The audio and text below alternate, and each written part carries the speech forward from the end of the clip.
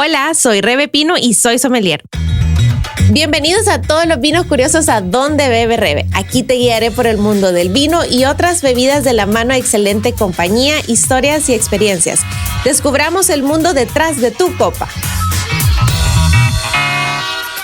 Bienvenidos al segundo episodio de la segunda temporada de Donde Bebe Rebe. Antes de empezar nuestro recorrido sobre la denominación de origen Toro, tenemos un invitado muy especial que viene de España. Su nombre es Manuel Fariña. Él es el enólogo y director general de la bodega Fariña.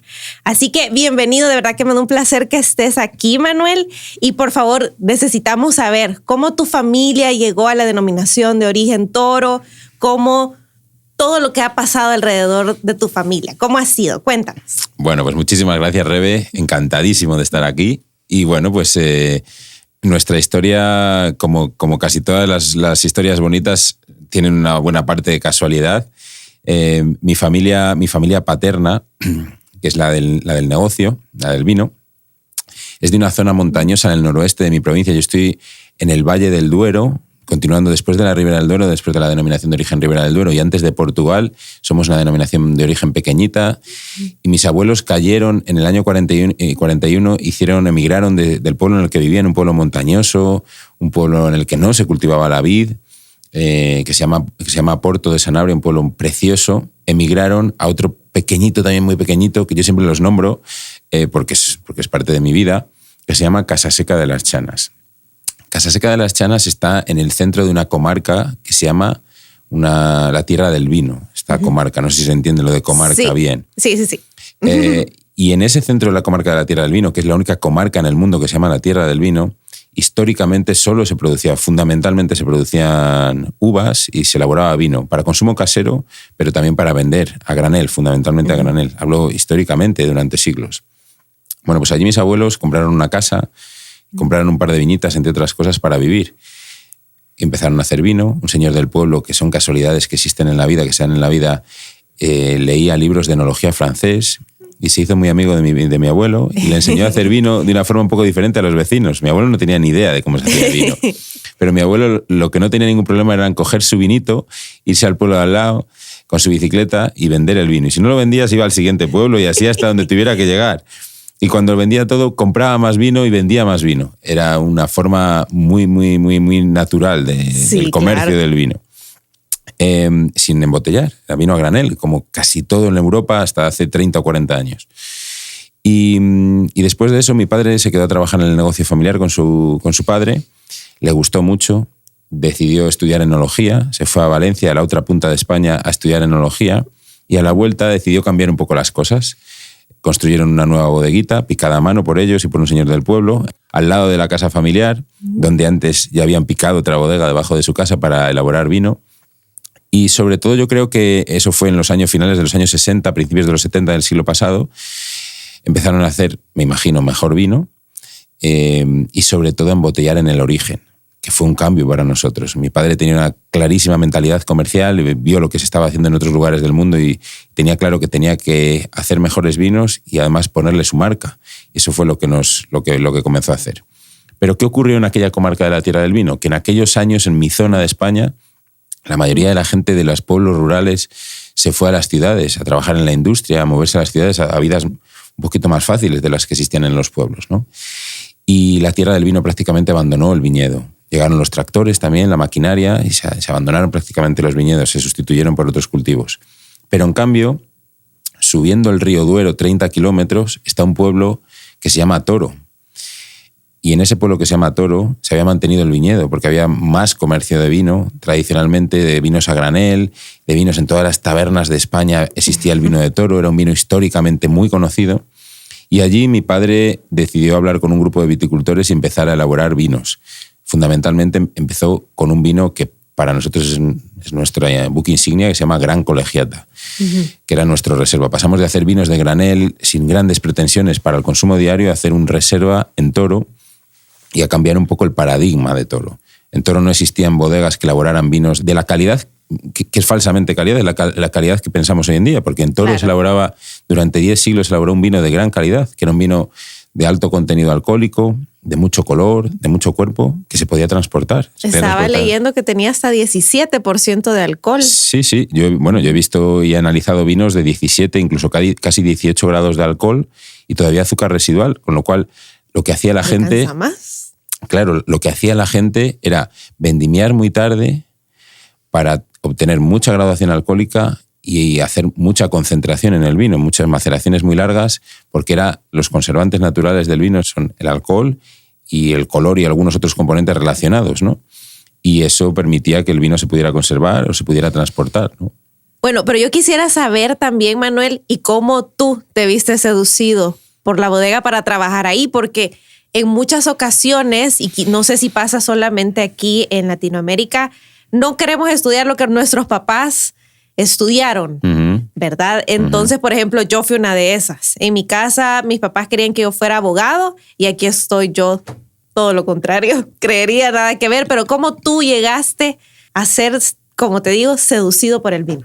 Pues con todos mis respetos por lo que acabas de decir, porque tú decidiste esto, pero no es lo mismo, no es igual de divertido ser abogado que ser enólogo, que ser sommelier. Claro.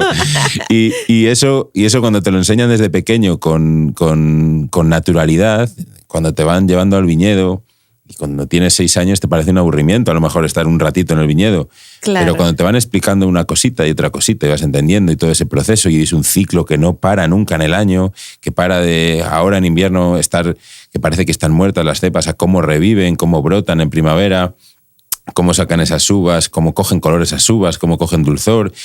Y luego una cosa que es auténticamente mágica, que todos los que hacemos vino nos engancha, yo creo que nos engancha, que es el proceso de elaboración de vino, es decir, transformar una uva, que es una fruta sin mucha gracia, no es una fruta especialmente interesante como fruta, la uva de vino, la uva para elaborar vino, se transforma en un producto que es mágico. Aparecen aromas, aparece color, aparece estructura, te permite disfrutar. Incluso el contenido alcohólico, que yo siempre digo que en lo moderado que tiene el vino te permite disfrutar. Es una bebida que te permite disfrutar muchísimo. Y bueno, pues eso al final te va enganchando. Un día te lleva tu padre, otro día tu hermano.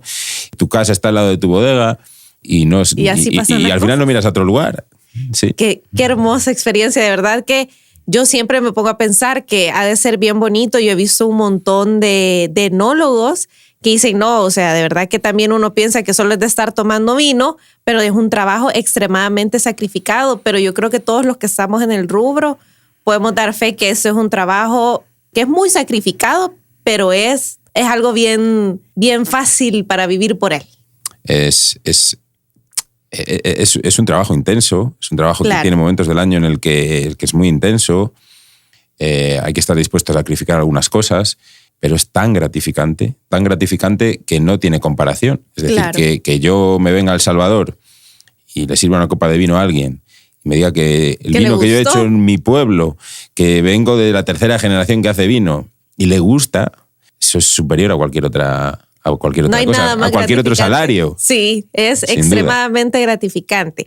Y bueno, como les decía, les quería contar un poquito de historia de Toro y estuve averiguando. Y no sé si sabían que el vino de Toro acompañó a Cristóbal Colón durante su viaje del descubrimiento.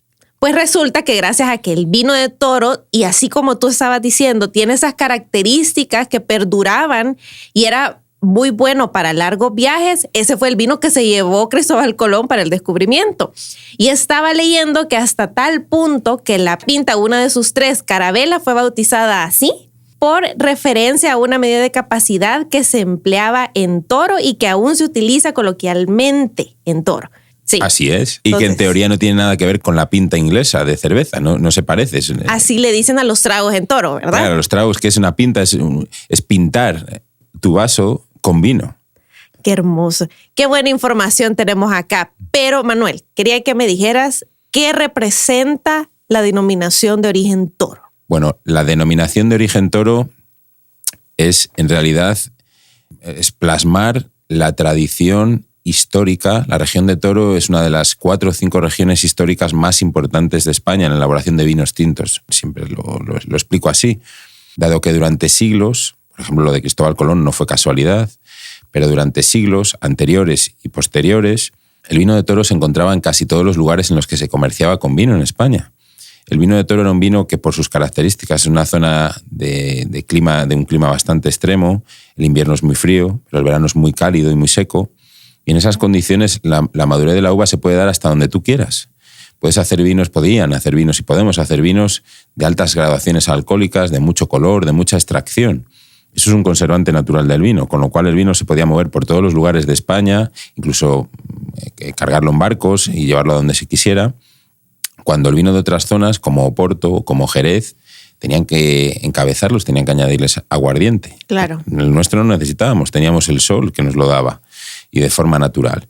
Y ese plasmar esa historia, esa tradición de elaboración de vino, esos viñedos viejos de una variedad que es la tinta de Toro, que es maravillosa, se ha convertido en una denominación de origen en la que miramos muchísimo a la tradición, muchísimo a la historia, pero también entendemos que tenemos que mirar a nuestro consumidor actual. Vivimos en el 2023, no vivimos Claro. en el siglo XV. Y eso lo hemos entendido adaptando nuestros vinos. Nuestros vinos desde hace muchísimos años, desde hace 40 o 50 años, en el que mi padre, fundamentalmente mi padre, porque fue un poco el que cambió el paradigma del vino de Toro en los años 70 y 80 del siglo pasado, decidió hacer lo que él siempre expresa, que me parece que está fantásticamente expresado, como lo único que nos deja la naturaleza modificar, que es lo poquito que la naturaleza nos deja modificar, que es que el hombre sea capaz de tomar algunas decisiones. Y esa decisión fue adelantar la vendimia. Al adelantar la vendimia, que es un gesto muy sencillo, en lugar de hacerla a mediados de octubre o finales de octubre, pasarla a septiembre, a un momento en el que la uva esté en un momento de mayor equilibrio para el consumo actual de vino, pasamos de hacer vinos de 17 grados de alcohol a hacer vinos de 13, 14 grados de alcohol. Que es lo más normal que se encuentra en el mercado. Claro, vinos más frutales, elaborarlos en unas condiciones higiénicas mejores y también ponerle etiquetas, bueno, que ya serán más o menos bonitas, es un gusto subjetivo, pero con una marca que nos permita salir al mercado. Excelente. Y bueno, les recuerdo que al final de este episodio Manuel nos estará compartiendo un truco de enólogo, por así decirlo, para conocer más los vinos que estamos tomando. Y otra cosa, yo cuando estaba en las clases de sommelier, yo recuerdo que mi profesora me enseñó que para poder identificar los vinos de Rioja, ella tenía una nota de cata específica. Regaliz y chocolate Rioja, me dijo ella. Pero yo quisiera saber cuál es el tip que tú nos podrías dar para poder diferenciar una tinta de Toro a una Tempranillo de Rioja. Algo que eso me serviría bastante a mí en realidad, pero algo que nos puedas compartir a todos. Uy, eso es me parece muy complicada porque yo solo hago vinos fundamentalmente con tinta de Toro. Y si tengo 7 vinos con tinta de Toro, 6 o 7 vinos con tinta de Toro diferentes, cada uno tiene unas características diferentes. Claro. Como generalidad. Si fuera un vino joven, la Regaliz es una nota muy común aromáticamente en todas las Tempranillos, que la tinta de Toro en definitiva es una adaptación de la Tempranillo a Toro. ¿Es un clon de la uva? Es un clon. Es un clon de la uva, pero clon. No es exactamente la misma. No es la misma variedad, es una adaptación, yo siempre digo, es una adaptación al medio de la Tempranillo. Para explicarlo, pues clon es que las uvas son más pequeñitas, la piel es más gruesa, las hojas son más pequeñas, está muy adaptada y a lo largo de generaciones la gente ha ido seleccionándolo en el viñedo. Entonces, la Regaliz, el aroma Regaliz es un aroma muy común en la Tempranillo en casi todas las regiones de España. Y a mí hay un aroma que en muchos vinos jóvenes de Toro me aparece, sobre todo en los jóvenes, luego va desapareciendo porque es menos floral, es el aroma de violeta. No sé si es un aroma que por aquí se conoce. Pero bueno... ya tengo yo mi tip. Es que de verdad en las catas a ciegas yo siento que sería bien difícil diferenciarlo porque yo también he sentido, hay una nota de cata que se repite en la misma variedad de uva, que es lo que caracteriza a la uva. Claro. Pero hay algo que lo hace único a su región. Claro. ¿Verdad? Entonces, si tú me dices que es la violeta, ahorita que ya casi vamos a probar los vinos, voy a buscar la violeta, porque de verdad siento que es algo que tendríamos que saber cómo hacer. Claro. ¿Verdad? Y hablando de tomar vino, aquí tengo 2 botellas de vino. Uno que se llama Colegiata, que es de la denominación de origen Toro, y también tengo otro que se llama Lágrima, siempre de la denominación de origen Toro. A ver, ¿Qué vamos a probar ahora? Contarnos más un poquito. Ya tenemos servido la primer copa. Sí. Lástima a los que no están aquí con nosotros porque de verdad que la vamos a pasar súper bien. A ver, Muy ese bien. primero que vamos a probar es Colegiata. Colegiata. Colegiata es nuestra marca histórica. Nosotros tenemos Colegiata, que es un vino joven. Cuando se dice que es un vino joven en España quiere decir que no tiene paso por barrica. Ok. Y normalmente son vinos que se consumen en 1 o 2 años desde su elaboración. Este es este caso. Este es un Colegiata 2021 y nosotros tenemos Colegiata y Gran Colegiata, que es un poco el estilo opuesto. Es un reserva, es un vino más clásico. ¿Hay algo oculto dentro de la palabra Colegiata? Colegiata es el monumento más importante que hay en el pueblo de Toro. Ok. Colegiata es un tipo de monumento en la iglesia entre iglesia y catedral. Resumiendo, yo siempre resumiendo mucho, es una catedral sin obispo. Y Ok. en Toro fue un pueblo que en la Edad Media y en la Alta Edad Media fue muy importante en España y construyeron una colegiata. Y esa colegiata, bueno, pues sin llegar a tener obispado, porque el obispado lo tenían ciudades cercanas, fue muy importante. Y la colegiata es un monumento precioso del siglo XII que da nombre a nuestros vinos. Y esa es la cúpula de la colegiata. En la etiqueta está la cúpula de la colegiata. La etiqueta está súper bonita. Sí. Bueno, Es un vino joven de tinta de toro o de tempranillo, como queramos llamarlo, elaborado intentando sacar lo mejor de la variedad en la parte frutal y floral. definitivamente estoy completamente de acuerdo. Siento que en aroma siento un montón de mermeladas recién hechas. O sea, no es como que la mermelada no ha llegado a consumirse toda, sino que está recién salidita de estar hecha. ¿Verdad? Eso es. Bueno, ahorita que estamos probando ese vino Colegiata, yo soy súper honesta. Aquí en El Salvador, yo ando tienda tras tienda, supermercado tras supermercado, y yo realmente nunca he visto un vino de la denominación de origen Toro. Entonces, yo creo que este podcast va a servir bastante para educar a la gente y que no le tenga miedo a probar algo nuevo. Yo creo que nuestro mercado ya está madurando bastante y es algo que la gente se podría atrever a probar. Y yo honestamente, este vino así tal cual como tú lo describiste, me parece un vino joven, para gente que está incluso iniciando con el mundo del vino. Yo siempre les recomiendo a la gente que si quieren conocer una uva, prueben la misma uva de diferentes zonas. Entonces, si tú ya sos fan de la Tempranillo y ya probaste Rioja, ya probaste Ribera del Duero, tenés que probar la denominación de origen Toro y darte cuenta que de verdad eso está delicioso. De verdad que me gusta un montón, está bien fácil de tomar. Ni siquiera necesito comida. Pero si tuviera que acompañarlo con algo, Manuel, ¿con qué lo acompañarías? Esa es la pregunta complicada para mí. A mí este vino me gusta con casi todo, con platos muy sencillos. Claro, yo en la gastronomía de El Salvador me puedo meter muy poquito. Pero a mí este es un vino que con algo tan casual como unos tacos, que con un arroz allí en España que nos comemos nuestras paellas. Qué rico. Tradicionales, que son platos que no son muy, muy contundentes, no son muy intensos, pero son sabrosos, pues estos vinos van fantástico, a su temperatura van fantásticos, te limpian, te ayudan, te combinan fantásticamente. Excelente. Bueno, ahora ya probamos ese primer vino Colegiata, vamos a probar el segundo. Tuvimos que hacer un break porque pues el vino estaba súper rico, de verdad que no íbamos a apurarnos para tomarlo, para disfrutarlo, pero ahorita vamos con Fariña Lágrima, denominación de origen Toro. De la uva Tempranillo. Sí, también. Tinta de Toro. También, bien. sí. Ok. Allí estamos en el imperio de la tinta de toro o de la Tempranillo. Prácticamente todos los vinos tintos se elaboran así, con esa variedad de uva. Ni siquiera con mezcla. Puede haber algo de garnacha, pero fundamentalmente todos los vinos tintos se elaboran con Tempranillo, que allí lo llamamos tinta de toro.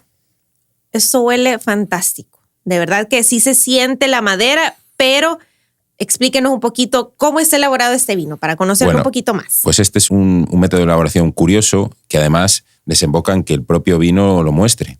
Se llama lágrima porque es vino de lágrima. Vino de lágrima, hay fundamentalmente 3 formas de llamar a este estilo de vino. Vino flor, vino yema o vino de lágrima. Nosotros siempre nos ha llamado más llamarlo vino de lágrima. Y así denominamos al vino. El vino de lágrima es el vino que sale por gravedad del depósito cuando yo abro la valvulita que tengo en la parte de abajo del depósito y saco todo el vino una vez que ya está hecho.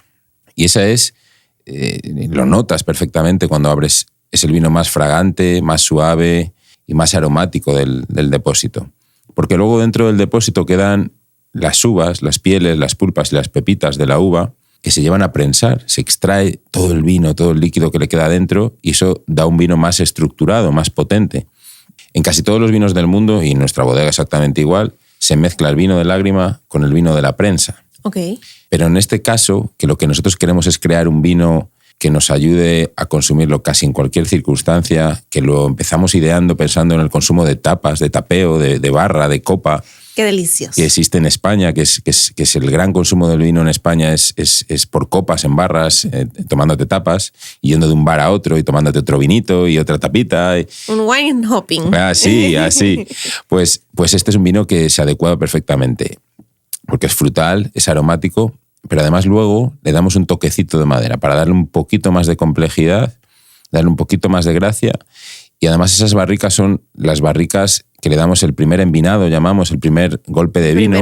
El primer uso, un uso muy breve a las barricas que vamos a utilizar para las gamas más altas. Con lo cual son barricas de muy alta calidad que utilizamos en un toquecito para darle un leve toque a un vino joven, en realidad un vino prácticamente joven. Yo creo que la barrica le aporta un poquito más de complejidad al vino, entonces ya se siente un poquito más la astringencia, que es esa sensación de que se reseca la boca, pero aún así no es algo que invada y de verdad tiene toda la razón, iría bien acompañado de una tapa.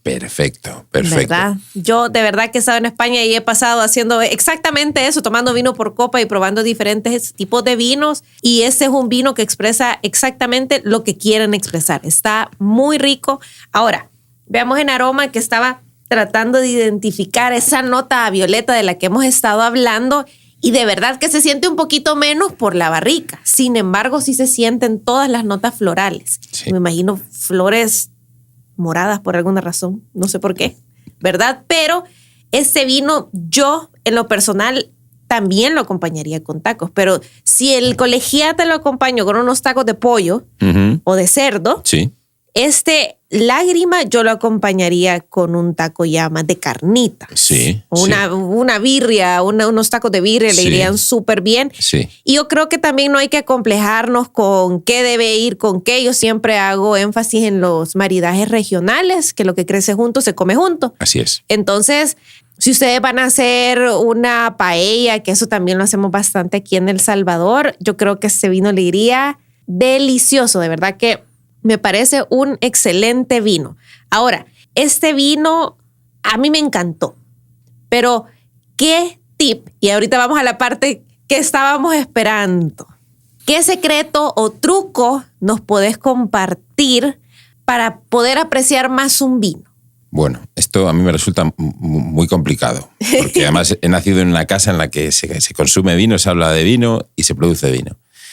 Para mí es muy importante, porque me enfrento a ello a diario, es que el consumidor se sienta libre para decidir. Cree su propia opinión y se sienta libre para opinar y para sentir lo que sienta con el vino. Claro.